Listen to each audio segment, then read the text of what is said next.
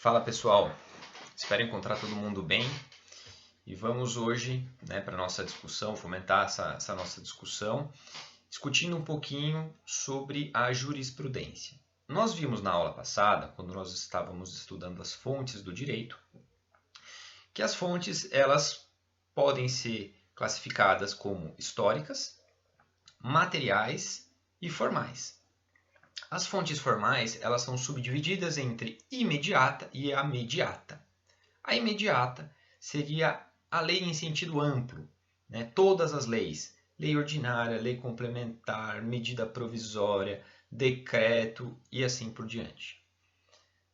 Essa, portanto, seria a fonte imediata, é onde o juiz tem que buscar imediatamente a solução daquele caso.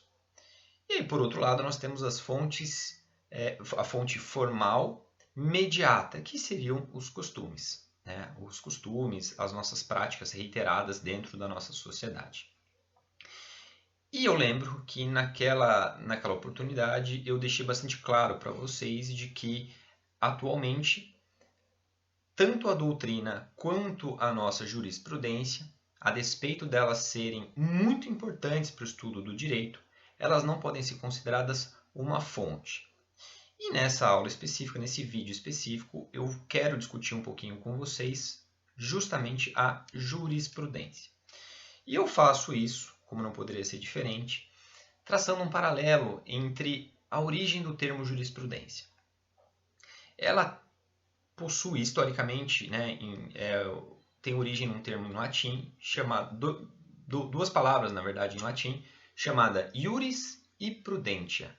Tá? Quando a gente junta os dois, iuris prudentia, nós chegamos ao termo jurisprudência.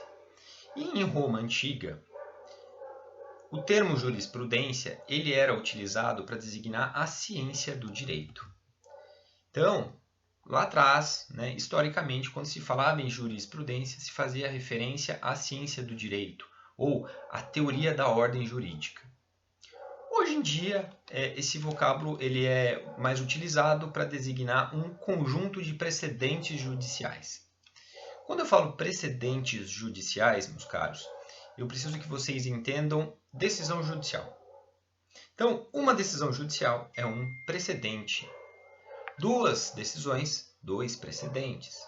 Três precedentes, quatro precedentes e aí sim por diante. A reunião desses precedentes, ou seja, a reunião dessas decisões judiciais, é que elas formam a chamada jurisprudência.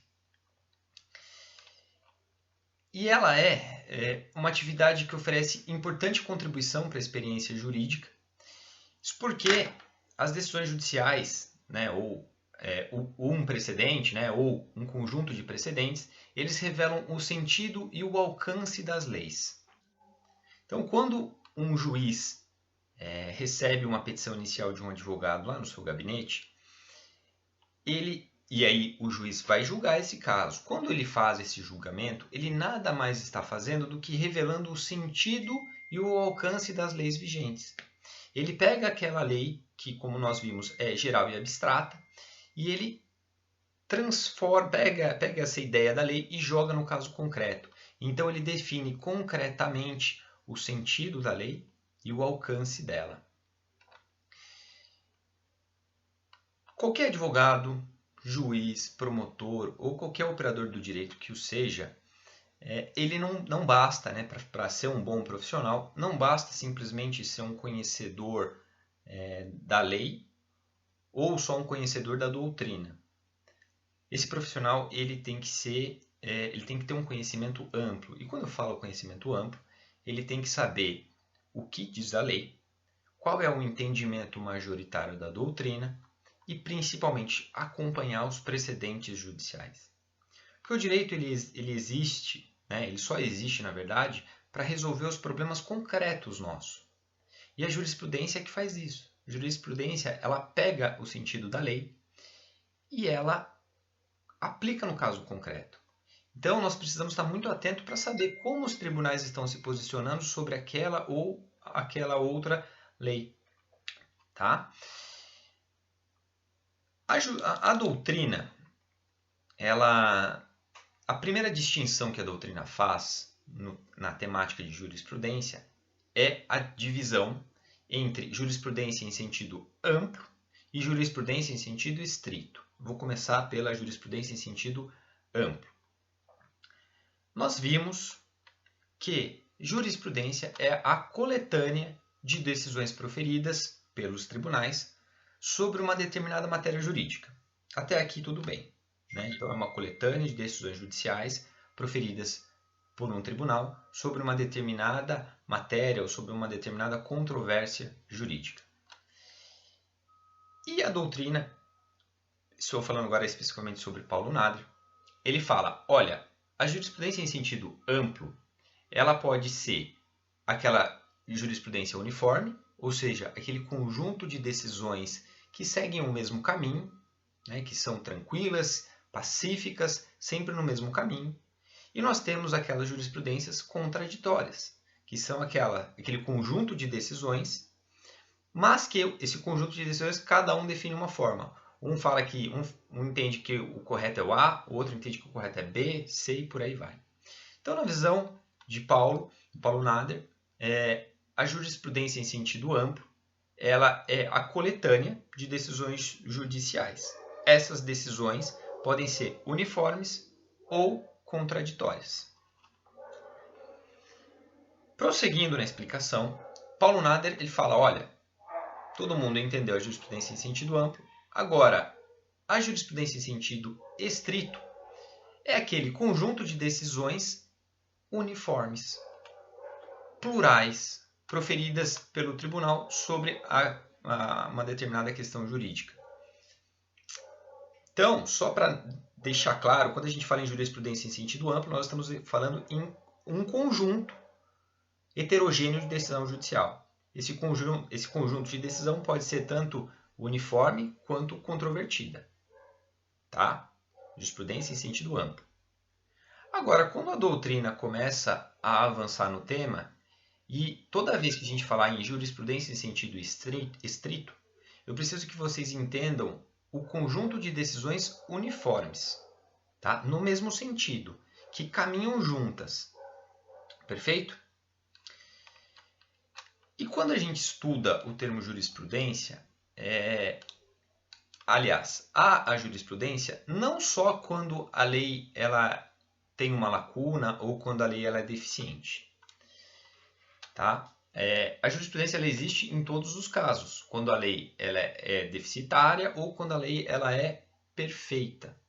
A gente vai encontrar jurisprudência nesses sentidos. E aí, nesse contexto, é que também a doutrina ela divide, né, a jurisprudência em sentido amplo, em 3 espécies. A primeira delas, jurisprudência secundum legem.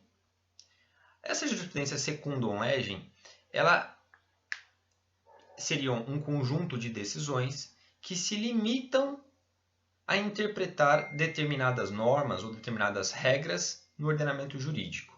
Tá? São aquelas decisões simplesmente que dão o sentido da lei. Elas pegam a lei, aplicam no caso concreto e falam, olha, a lei fala isso e é isso que eu entendo. Jurisprudência, portanto, secundum legem, ou jurisprudência segundo a lei, de acordo com a lei. Tá? Segunda espécie é a jurisprudência praeter legem.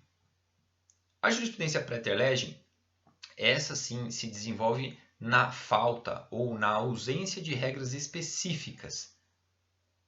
Em outras palavras, quando a lei é omissa. E aí a jurisprudência praeter legem, esses entendimentos, né, praeter legem, eles se baseiam muito em 2 institutos que nós vamos estudar na aula subsequente, que são a analogia e os princípios gerais do direito. Perfeito? Repetindo, então, só para ficar claro, a jurisprudência praeter legem é aquele conjunto de decisões em que os tribunais, eles saem um pouquinho, eles decidem na ausência da lei. Ora, como a lei não está falando nada e eu preciso resolver esse caso, eu vou dar uma decisão aqui sem amparo na lei. Né? Ou seja, a lei ela não me ajuda nesse sentido, mas eu vou julgar preciso julgar, e aí eu vou julgar de acordo com a analogia e os princípios gerais do direito. A terceira espécie em que a doutrina ela faz referência é a jurisprudência contra legem. Essa modalidade,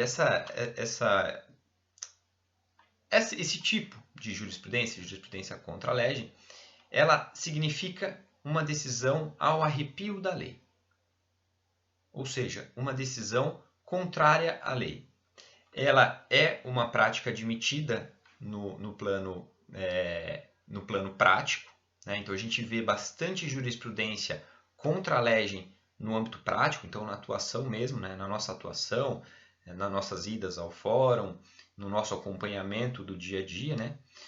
Só que no plano teórico ela não é admitida, né? Porque não tem como a gente admitir um tribunal decidindo contra a lei. Ora, nós vimos que os três poderes eles têm que ser harmônicos, né? Então, como é que o legislador pode falar A e o juiz julgar B? Então, no campo teórico, a jurisprudência contra a legem não é admitida.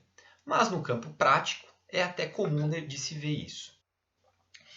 E ela ocorre mais facilmente quando a gente se depara com aquelas leis anacrônicas ou aquelas leis injustas, aquelas leis que já caíram no desuso. Lembram? Então, a gente tem essas três formas de jurisprudência. Secundum lege, ou seja, de acordo com a lei. A gente tem a jurisprudência praeter lege, que é aquela decisão que ela ocorre na ausência da lei. Então, a lei ela não me ajuda, então eu vou decidir na ausência dela. E a gente tem a jurisprudência contra legem. A jurisprudência contra legem é aquela contrária à lei. Perfeito? E aí, prosseguindo também no raciocínio em que desenvolve a doutrina, os magistrados eles têm liberdade no exercício da jurisdição. O que isso significa? Que o juiz ele é livre na atividade dele. O juiz ele não é um robô. Ainda não. Talvez daqui a alguns anos até o exercício da magistratura possa ser substituída pelo robô. Mas hoje, concretamente, não é. E o juiz, por não ser um robô, ele tem uma liberdade. Ele tem a liberdade que a gente chama de jurisdição. E aí, diante dessa liberdade de jurisdição, essa liberdade teórica em que o magistrado tem, foram sendo desenvolvidas ao longo dos anos diferentes teorias para explicar essa liberdade, se seria uma liberdade ampla ou se seria uma liberdade restrita. Começo explicando para vocês a teoria chamada teoria da livre estimação. Essa teoria, ela prega, ela é baseada principalmente no sentimento de justiça, prega justiça e equidade, e ela defende a ampla liberdade da atuação dos juízes. Então, os juízes eles poderiam aplicar o direito de acordo com a cabeça deles, de acordo com o princípio deles. E seria, em resumo, isso. Então, seria o juiz dentro da cabeça dele, dentro da formação cultural, dentro da formação jurídica dele, ele teria liberdade para julgar como ele quisesse o caso, de acordo com os critérios que ele mesmo poderia estabelecer. O magistrado, nesse caso, ele deveria levar em consideração todos os aspectos fáticos, alegados e provados no processo, especialmente a condição de pobreza ou aquela condição que a gente chama de hipossuficiência.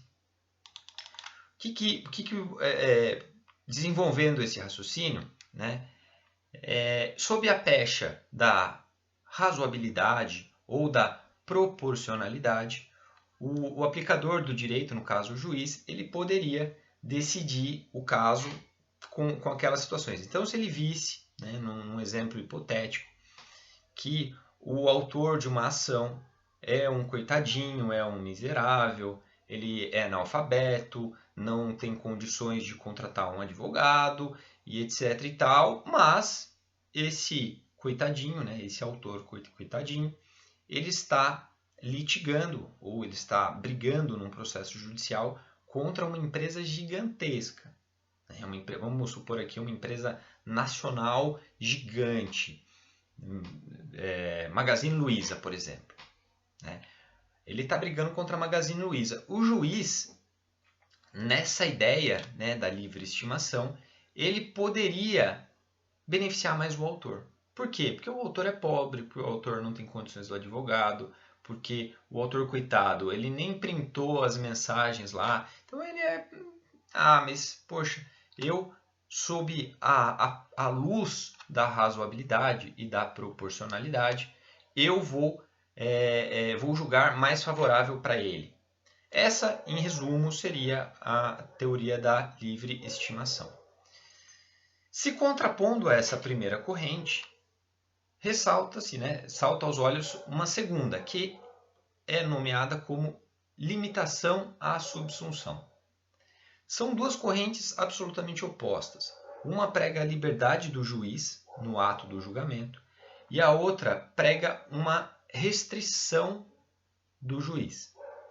Essa restrição do juiz, que é a segunda corrente que eu estou comentando com vocês, ela considera o juiz como um robô, como um simples robô. O juiz ele seria uma pessoa automatizada. Ele só poderia julgar de acordo com a lei. Então, ele colocaria a lei embaixo do braço e julgaria exatamente como manda a lei. Ele seria, no português claro, um robô, porque ele vai aplicar a extensão da lei só nos limites da lei, né? Com isso, essa teoria ela teria a ideia, né, de evitar o subjetivismo do juiz. O que ela quer, né, essa teoria, a defesa dessa teoria, ela fala, olha, o subjetivismo, né, o arbítrio do juiz é muito ruim. Porque se o juiz acorda num dia bom, ele vai ser bonzinho com todo mundo. Se ele acorda num dia ruim, ele vai ser ruim com todo mundo. E aí num processo contra, vamos supor um caso, né, um caso que me veio à cabeça agora, o juiz há um mês teve o seu carro roubado. Então ele estava lá no semáforo, alguém chegou lá, pá, sai do carro, ele saiu do carro. Aí, no mês seguinte, ele é obrigado a julgar um caso também de assalto, né? Ele vai julgar um réu no caso de assalto. Como é que vocês acham que o juiz, sendo uma pessoa, sendo um homem, tendo sentimentos, como é que vocês acham que ia ser a decisão dele? Você acha que ele ia ser bonzinho com o réu ou você acha que ele ia ser mão pesada com o réu?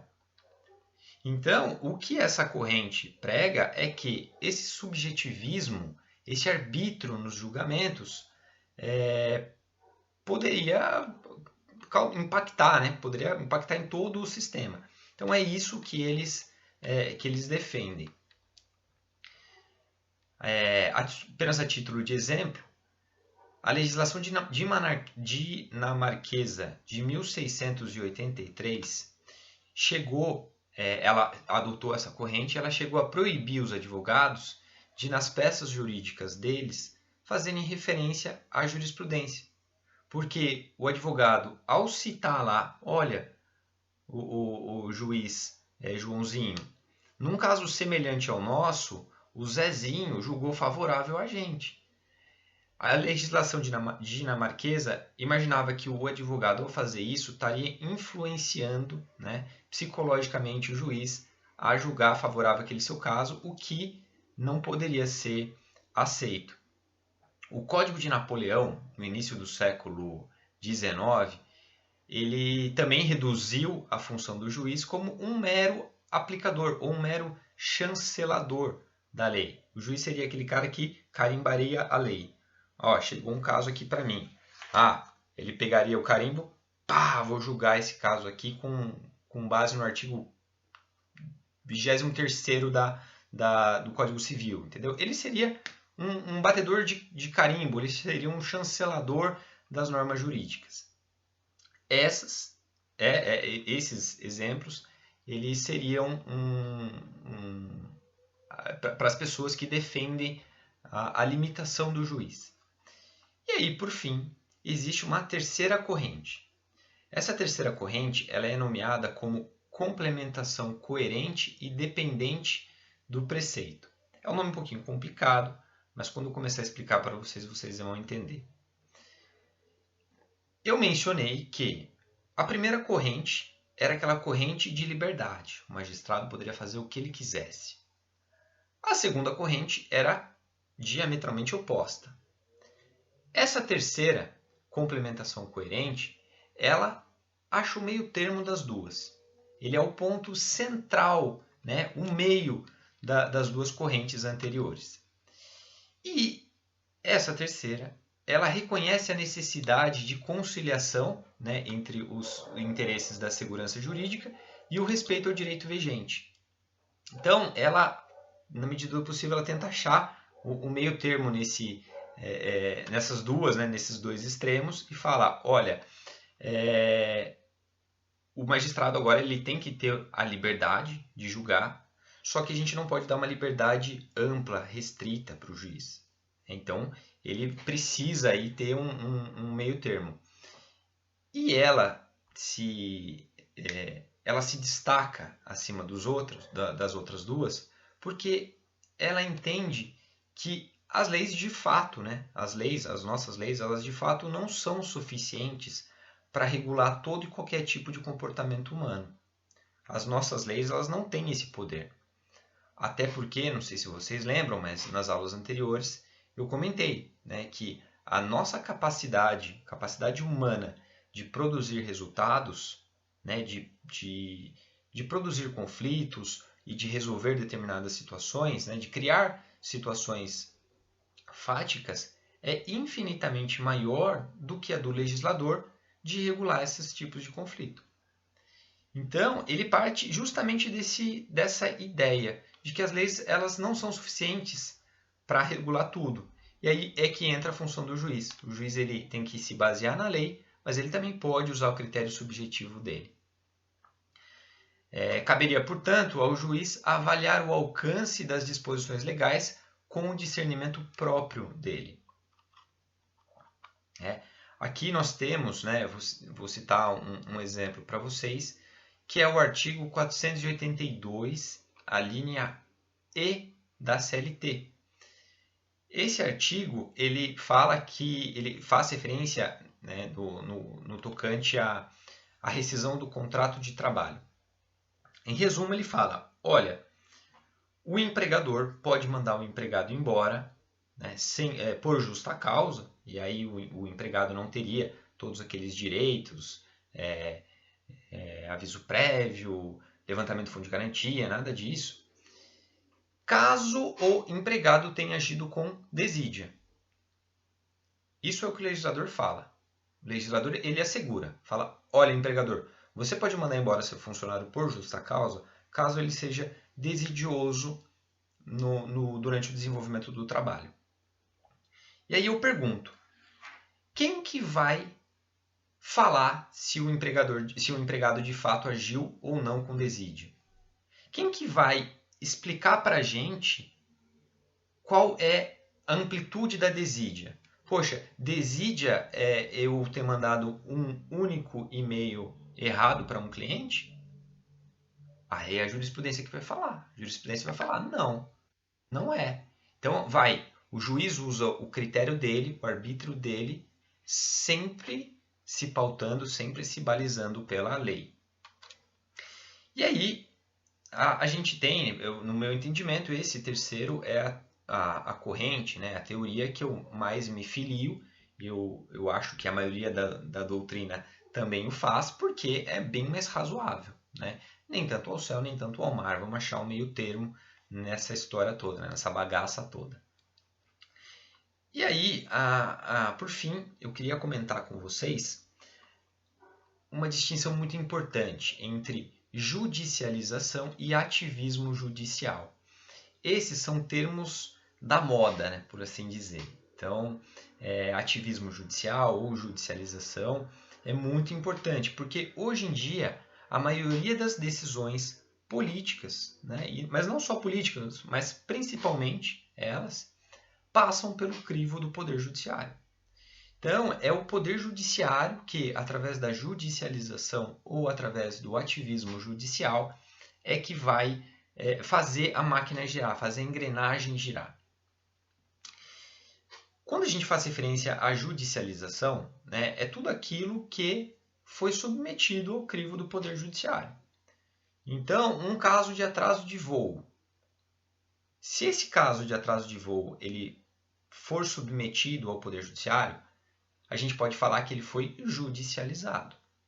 Se ele não foi, né, se essa problemática ela foi resolvida, por exemplo, no âmbito administrativo, perfeito, não há que se falar em judicialização. Tá? Mas aí eu sou obrigado, né, a explicar para vocês, a fazer a distinção entre o que seria a judicialização e a famigerada, né, ou famigerado ativismo judicial. A judicialização, meus caros, é quando, se quem quiser anotar, o Poder Judiciário acaba tomando conhecimento e sendo obrigado a deliberar sobre assuntos não regulados em lei. Então, judicialização, né, o conceito, a parte, vou chamar assim, né, um sentido amplo da judicialização seria as demandas, né, que forem submetidas ao Poder Judiciário.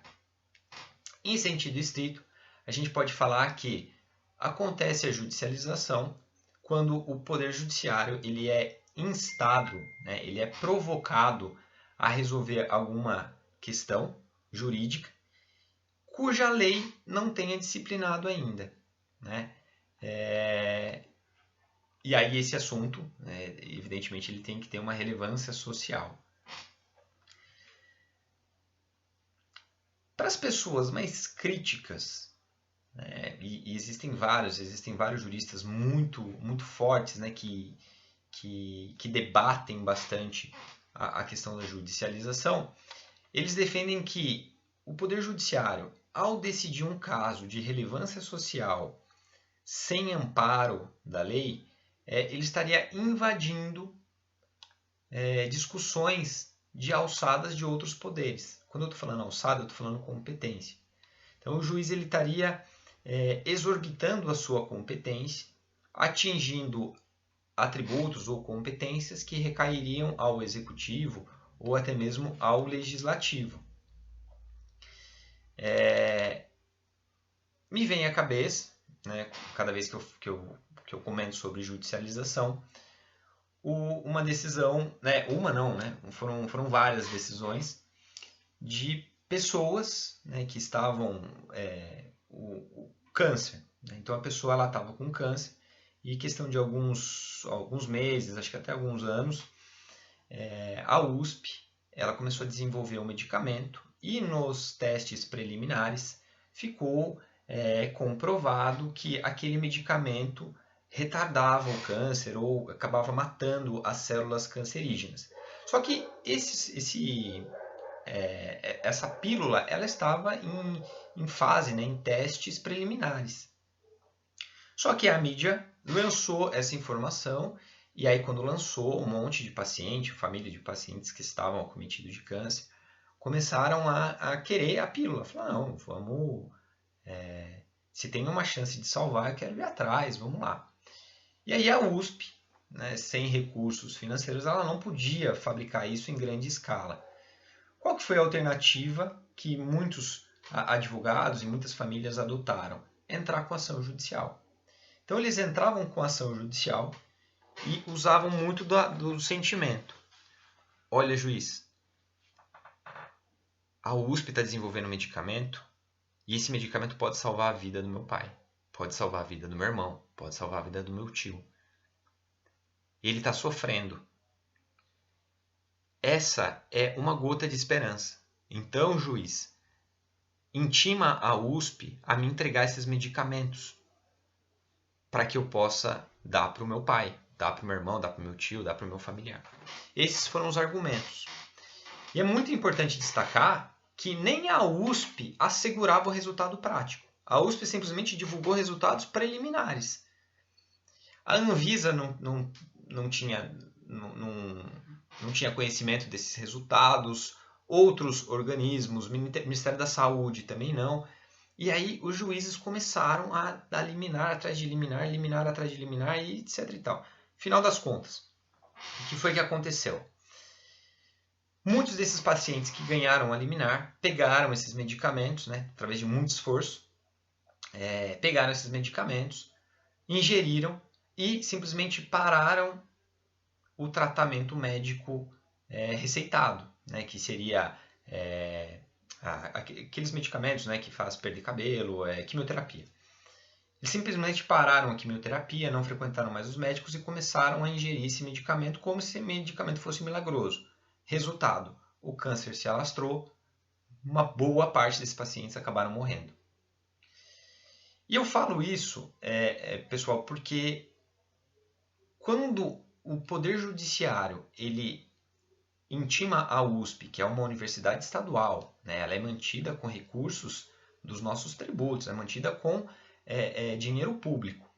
Quando 1, 2, 3, 100, 200, 300 juízes do estado todo, na verdade teve até paciente de fora, do Rio de Janeiro, Mato Grosso, que começaram a entrar com ações para que a USP, ou seja, o estado de São Paulo, né, recursos do estado de São Paulo, fornecessem medicamentos para eles. A USP não tinha condições, só que eles tinham que cumprir sob pena de crime de desobediência. Então, muitas das verbas do Estado ou da própria USP que seriam ou poderiam ser destinadas para pagar salário, para infraestrutura, para melhoria de segurança, para melhoria da educação, não foi. Foi direcionado para a fabricação desse remédio que, no final das contas, não deu em nada. Muito pelo contrário, né? Originou a morte de muitas pessoas. E aí, quando a gente essa é a parte da judicialização que eu comentei. Quando a gente fala em ativismo judicial, ele ocorre quando o judiciário, ao julgar um caso concreto, ele não se limita só em interpretar o direito e definir a extensão da lei naquele caso concreto.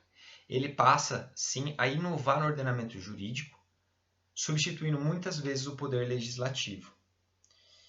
O ativismo judicial, por um lado, e a gente, né, há muitas pessoas que defendem o ativismo judicial, o próprio ministro Gilmar Mendes, ele defende, né, ele fala que o ativismo claro, guardadas as proporções, mas é bom, né, porque o judiciário resolvendo conflitos que os outros poderes não conseguiram. Então, há pessoas que defendem a legalidade do ativismo judicial, mas há muitas outras que falam que não, que o Poder Judiciário, ao exorbitar a sua competência e passar a inovar, né, no direito, criar direitos, substituindo muitas vezes o papel que caberia ao Executivo ou ao próprio Legislativo, ele estaria rasgando o artigo 2º da Constituição Federal, que fala da harmonia dos poderes. Ora, os poderes eles são harmônicos.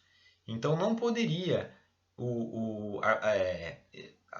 são harmônicos, né? São independentes e harmônicos. Então não poderia o judiciário, que é independente, querer mandar ou querer outorgar, querer fazer o papel, né? Colocar as vestes do poder legislativo e passar a legislar. Ou seja, além de julgar, ele passaria a legislar também. Então é um pouco complicado e de fato tem acontecido muito disso. Um exemplo muito citado pelos doutrinadores de ativismo judicial é a súmula vinculante que fala do nepotismo. Nepotismo, para quem conhece, é aquela prática, né, em que um funcionário público acaba colocando para dentro daquele determinado setor um parente dele. Esse é o nepotismo direto. Então, eu que sou diretor, por exemplo, do Instituto de Previdência aqui da Prefeitura, vou colocar parentes meus dentro da minha secretaria, porque aí eu vou beneficiar os meus parentes. Isso é nepotismo direto. E o brasileiro, como tem uma mentalidade sensacional, ele criou o nepotismo indireto, né? Aliás, nem sei se foi o brasileiro que criou isso, mas eu sei que a gente, se a gente não criou, a gente incorporou, que seria o nepotismo indireto. Então, eu sou amigo do Joãozinho, eu tô aqui no Instituto de Previdência, o Joãozinho tá lá na parte de tributos. O que a gente faz? Para tentar jogar uma nuvem de fumaça nessa questão do nepotismo, eu contrato os parentes dele e ele contrata os meus parentes. Isso chama nepotismo cruzado. Tá? E a súmula que prevê o nepotismo foi um ativismo. Por quê? E aí tem muitas pessoas que explicam o porquê que a súmula do nepotismo seria ou enquadraria como ativismo judicial. A principal explicação deles é a de que o Supremo Tribunal Federal ele tinha julgado pouquíssimos casos de nepotismo. Apesar de ser um problema recorrente no Brasil, essa discussão ela praticamente não tinha chegado no STF. Então os ministros eles ainda não tinham debatido exatamente sobre o nepotismo. Só que, em um dos casos que subiu para o STF, os ministros, talvez imbuídos de boa vontade ou talvez espelhados aí numa aceitação social de toda a sociedade, resolveu que aquele caso seria um caso paradigma e aí com base só naquele caso que eles julgaram, eles definiram que o nepotismo é errado. Eu acredito, né, eu concordo com o mérito do STF, né? De fato, eu acho que o nepotismo ele é um mal do funcionamento da funcionalidade pública. Só que eu não concordo com os meios pelos quais o STF instituiu essa súmula. Né? Eu acho que a súmula vinculante ela deveria ser decisões reiteradas, o que não foi. Perfeito, meus caros. E aqui eu vou entrar numa discussão também muito rápida com vocês sobre os países de tradição civil law e os países de tradição common law. O Brasil ele é tradicionalmente, ele possui uma tradição civil law. Então é uma tradição romano-germânica. E essa tradição civil law ela é baseada na lei. Então, para o Brasil e para todos os países de tradição civil law, a lei é a fonte do direito. A lei cria direitos. A jurisprudência ela vem só para interpretar no caso concreto. Né? A jurisprudência, portanto, ela não criaria direito. Essa criação ficaria restrita à lei. Só que existem países, existem nações que entendem de uma maneira diferente. Para elas, a jurisprudência cria o direito e não só a lei. É o caso dos Estados Unidos. Os Estados Unidos eles são considerados uma nação anglo-americana, né, ou anglo-saxônica.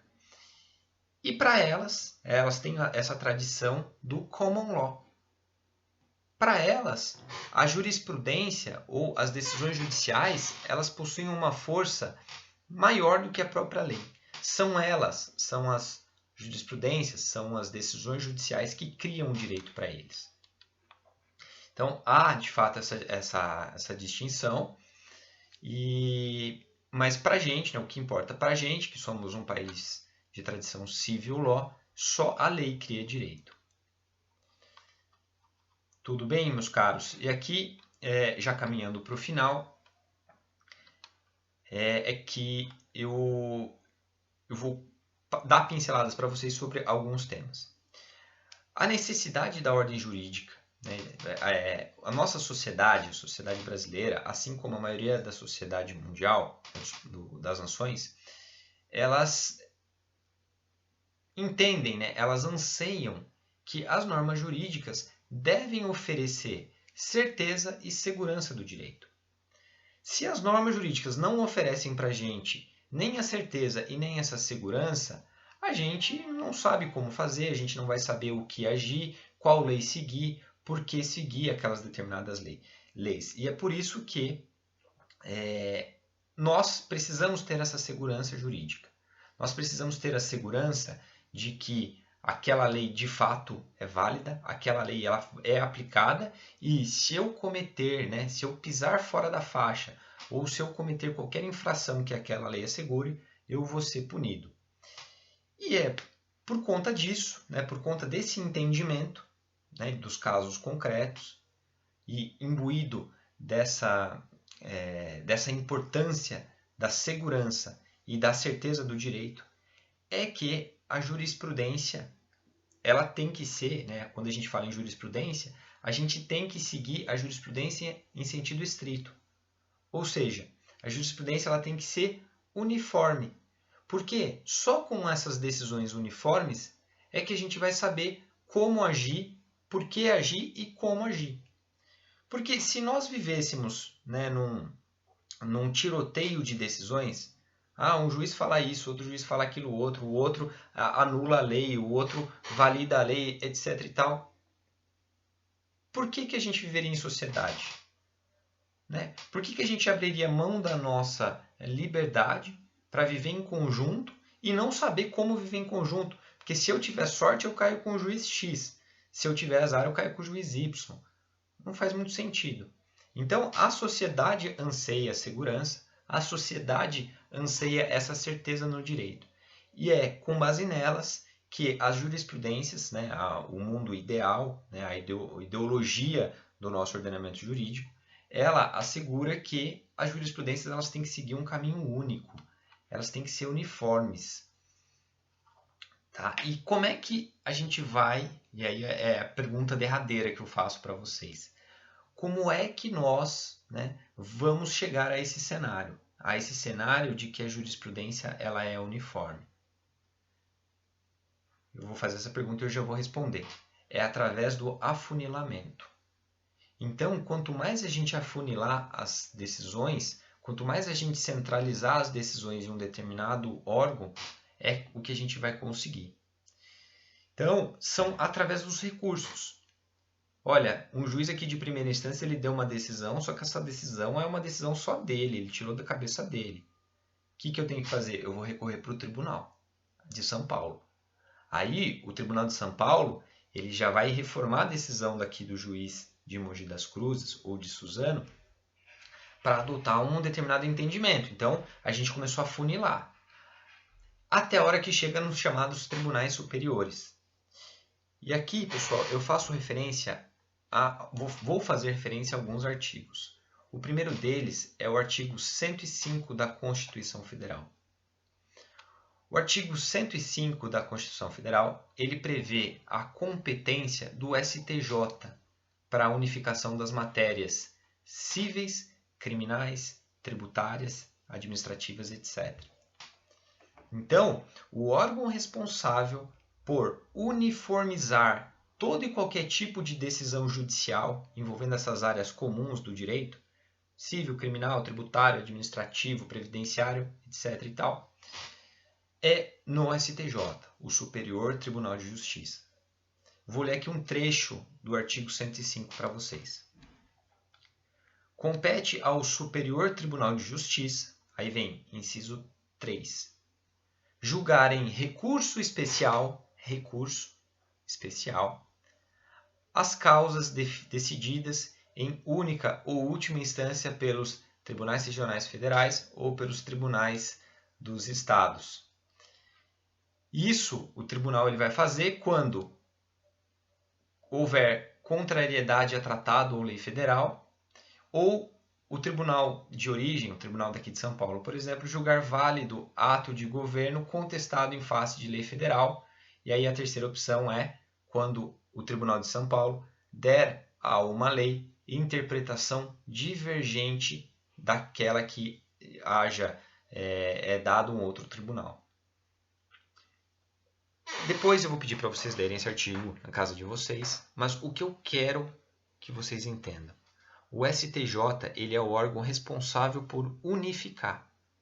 Então, as decisões elas vão acontecer, né? E acontecem aos montes. Em Mogi, Suzano, Poá, São Paulo, Mato Grosso, Goiás, etc. E aí, essas decisões elas vão ter que ser afunilando. Então, a gente recorre para o tribunal. E aí, do tribunal, tem que recorrer para o STJ. O STJ é o órgão que vai obrigar, né, ou que vai definir a linha de raciocínio disso tudo. Já em relação às matérias de cunho trabalhista, o órgão responsável por uniformizar todas as discussões trabalhistas não é o STJ, mas sim o Tribunal Superior do Trabalho, o TST. Sobre o TST, vou orientar vocês a lerem depois com calma o artigo 106 da CLT. 806, né? O artigo 806 da CLT, ele prevê essa competência do Tribunal Superior do Trabalho para unificar essas decisões. Perfeito? E aí, por fim, né, apesar dessa última matéria que eu vou comentar com vocês ser uma matéria mais vinculada ao direito constitucional, eu vou também passar uma liçãozinha de casa para vocês lerem o artigo 103A da nossa Constituição. O artigo 103A da Constituição Federal, ele prevê as súmulas vinculantes. E súmulas vinculantes, só para vocês entenderem, é uma competência exclusiva do Supremo Tribunal Federal. É só o Supremo Tribunal Federal que pode emitir essas súmulas vinculantes e essas súmulas eles colocam uma pedra em cima de uma determinada discussão, justamente para evitar decisão do juiz de Mogi uma, decisão do juiz de Suzano outra, de Santos uma outra. O que o STF quer e o que o STF faz com essas súmulas vinculantes é evitar o congestionamento de ações judiciais sobre temas já batidos. O que o STF não quer é que um tema que já vem sendo discutido desde 1990 continue. Né? Os advogados continuem a entrar com ação sobre uma discussão que já está pacífica, que todo mundo já reconhece. Então, as súmulas vinculantes, portanto, que estão previstas no artigo 103A da nossa Constituição Federal, eles têm essa intenção, tá? Evitar o congestionamento de ação e definindo, né? O que o STF faz, eles simplesmente definem. Olha, pessoal, essa lei aqui, ela tem esse sentido. Tudo bem?